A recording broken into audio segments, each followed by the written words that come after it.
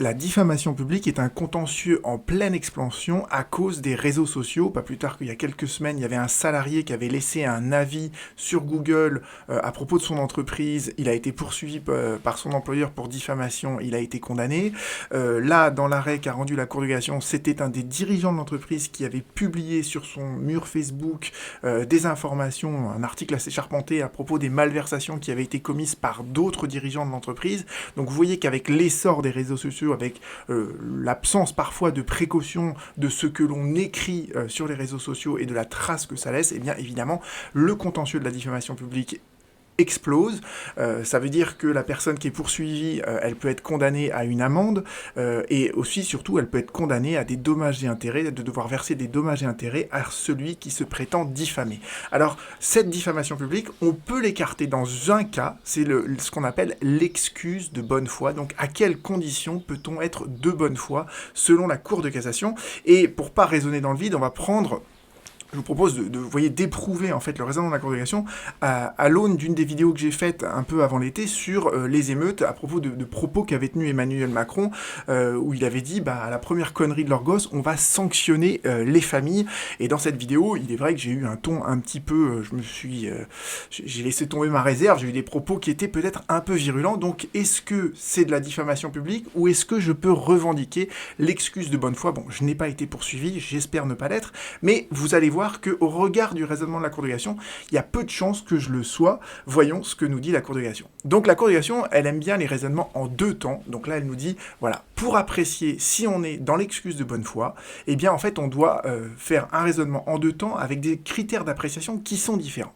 La première chose que le juge va regarder, ce premier temps-là du raisonnement, c'est tout simplement, dans le cadre de la diffamation publique, la personne, elle a exercé sa liberté d'expression. Elle en a abusé, c'est pour ça que c'est diffamatoire, mais c'est de la liberté d'expression. Donc on est dans le cadre de l'article 10 de la Convention européenne des droits de l'homme, et la liberté d'expression, c'est ce qui fonde les démocraties. À partir du moment où il y a des atteintes injustifiées à la liberté d'expression, on n'est plus dans une démocratie. Donc la Cour européenne des droits de l'homme, elle protège la liberté d'expression de manière très stricte, elle ne veut pas qu'on porte atteinte de manière disproportionnée à la liberté d'expression. Donc, au regard de cette jurisprudence de la Cour européenne des droits de l'homme, la Cour de cassation nous dit, voilà, la première chose que doit faire le juge, il doit précisément nous dire les faits et les circonstances qui permettent de voir si ce qui a été dit, les propos que l'on considère comme étant diffamatoires, est-ce que ces propos, ils s'inscrivent dans un débat d'intérêt général? Est-ce que ces propos, ils reposent sur une base factuelle suffisante? Alors, reprenons mon exemple, d'accord? Quand j'ai fait ma vidéo, la question, le débat général, c'était de savoir est-ce qu'on peut sanctionner les familles pour les conneries qui ont été commises par leurs gosses? Donc c'est effectivement un débat général. Et est-ce que dans ma vidéo, il y a une base factuelle suffisante? A priori oui, puisque j'explique que les propos d'Emmanuel Macron sont contraires à une dizaine de décisions du Conseil constitutionnel. Donc, vous voyez qu'à travers ces deux premiers critères, ce que le juge va chercher à identifier, c'est est-ce que celui qui s'est exprimé, est-ce qu'il l'a fait dans un but légitime d'information? Je pense que ma vidéo l'était. Et est-ce qu'il l'a fait après une enquête sérieuse? Personne n'a réfuté, entre guillemets, la jurisprudence, la recherche de jurisprudence que j'avais faite dans les décisions du Conseil constitutionnel.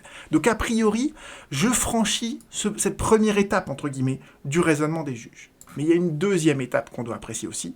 On doit ensuite apprécier, le juge doit voir si l'auteur des propos diffamatoires, est-ce qu'il a conservé une certaine prudence et une certaine mesure dans son expression?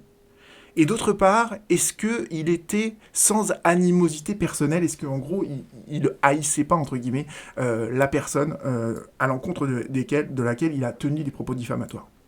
Donc là, effectivement, est-ce que dans ma précédente vidéo, j'ai conserver prudence et mesure dans mon expression?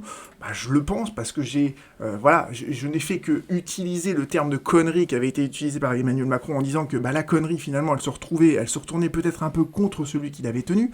Et est-ce qu'il y a de l'animosité personnelle dans ce que j'ai dit? Non, pas du tout, parce que j'ai rien contre Emmanuel Macron et si jamais il veut que je lui donne des cours de droit, il n'y a pas de problème de ce point de vue-là, je suis prêt à le faire. Donc au contraire, c'était plutôt ironique qu'autre chose, d'accord? Et ce que nous dit la Cour de cassation, c'est que le raisonnement dur rigoureux du juge, c'est sur cette question de l'intérêt général, sur la base factuelle suffisante. D'accord? Ça, c'est le cœur de la liberté d'expression. Après, savoir si on a conservé toute sa prudence, toute sa mesure, est-ce qu'il y avait de l'animosité personnelle, ça, ces deux derniers critères-là, on peut les apprécier moins strictement, entre guillemets, dans le cadre d'une vidéo où on s'emporte un peu. Voilà, on peut perdre un peu de sa prudence et de sa mesure. Faut juste pas la perdre complètement, d'accord? Donc ça, c'est le deuxième critère. Donc vous voyez qu'à partir de ça, vous savez dorénavant maintenant à quelles conditions, en fait, ce que vous écrivez, ce que vous dites dans vos vidéos, si vous faites des vidéos, ce que vous écrivez sur les réseaux sociaux, à quelles conditions ça peut vous entraîner, en fait, une diffamation publique, ou au contraire, est-ce que vous êtes de bonne foi, et donc vous ne serez pas poursuivi à ce titre. À bientôt. Et j'espère ne pas l'être pour ma précédente vidéo, parce que je pense avoir été de bonne foi et d'avoir contribué à un débat d'intérêt public.